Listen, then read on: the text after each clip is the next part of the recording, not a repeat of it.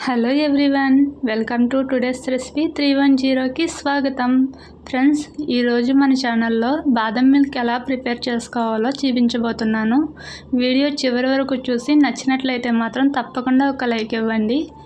And చాలామంది ఇళ్ళల్లో పిల్లలు పాలు తాగడానికి పేచీ పెడతారు కదా, వాళ్ళ కోసం ఈ విధంగా బాదం మిల్క్ చేసి ఇచ్చినట్లయితే వాళ్ళు ఏ పేచీ లేకుండా పాలు తాగేస్తారనమాట.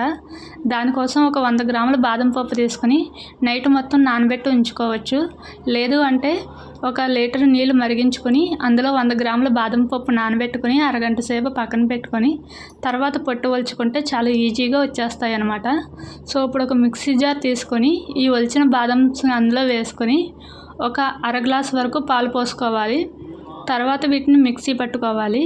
మిక్సీ పట్టేటప్పుడు బాదం అనేది బాగా పేస్ట్ కావాల్సిన అవసరం లేదు. కొంచెం పలుకులుగా ఉన్నా కూడా పిల్లలు చాలా ఇష్టపడి తాగుతారు. వాళ్ళ పంటికి క్రిస్పీగా తరుగుతాయి కాబట్టి వాళ్ళు చాలా ఇష్టపడతారనమాట. సో నేనైతే ఇలా పలుకులుగా గ్రైండ్ చేసుకున్నాను.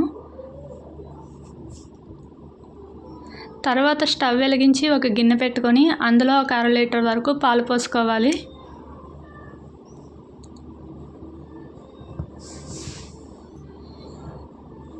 ఈ పాలు ఒక పొంగు వచ్చేంత వరకు మరిగించుకోవాలి.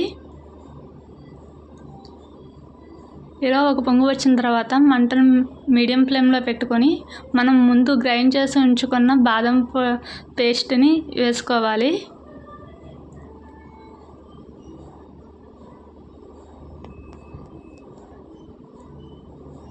ఈ విధంగా బాదం పేస్ట్ మొత్తం వేసుకున్న తర్వాత గట్టితో తిప్పుకుంటూ మీడియం ఫ్లేమ్లో పెట్టుకొని ఒక పొంగు వచ్చేంత వరకు మరిగించుకోవాలి. ఫ్రెండ్స్,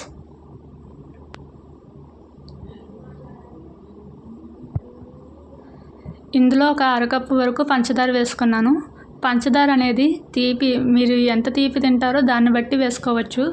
ఎక్కువ తీపి తినేవారైతే ఎక్కువ వేసుకోవచ్చు, తక్కువ తీపి ఇష్టపడే వాళ్ళైతే తక్కువగా వేసుకోవచ్చు. ఒక చెంచాడు కార్న్ఫ్లోర్ తీసుకొని అందులో కొద్దిగా వాటర్ పోసుకొని ఉండలు లేకుండా కలుపుకొని పక్కన ఉంచుకోవాలి.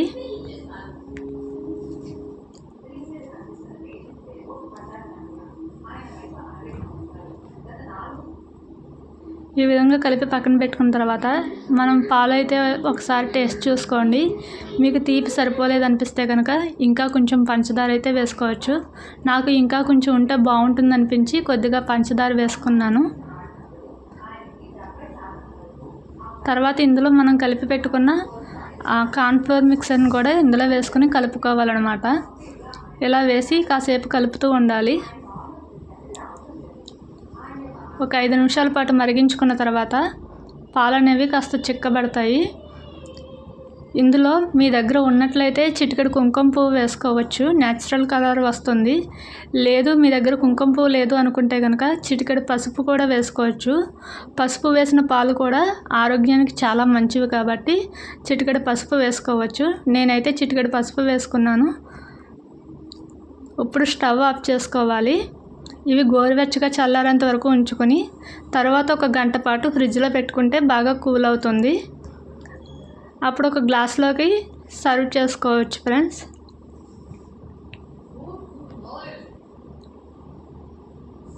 ఈ విధంగా గ్లాస్లోకి తీసుకున్న తర్వాత 4 బాదం పప్పుల్ని కొబ్బరి తురిమినట్టుగా తురుముకొని పైన ఈ విధంగా జల్లుకుంటే పిల్లలు చాలా అట్రాక్టివ్గా ఫీల్ అవుతారు.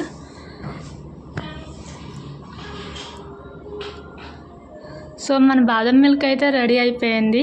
మీరు కూడా ఒకసారి ట్రై చేసి ఎలా వచ్చిందో కామెంట్ చేయండి. అండ్ మా వీడియో నచ్చినట్లయితే మాత్రం ప్లీజ్ ఒక లైక్ చేసి మా ఛానల్ సపోర్ట్ చేయాలని కోరుకుంటున్నాను. Thank you so much for watching. మా వీడియో కనుక నచ్చినట్లయితే లైక్ చేయండి, సబ్స్క్రైబ్ చేయండి, బెల్ ఐకాన్ని క్లిక్ చేయండి. Thank you so much.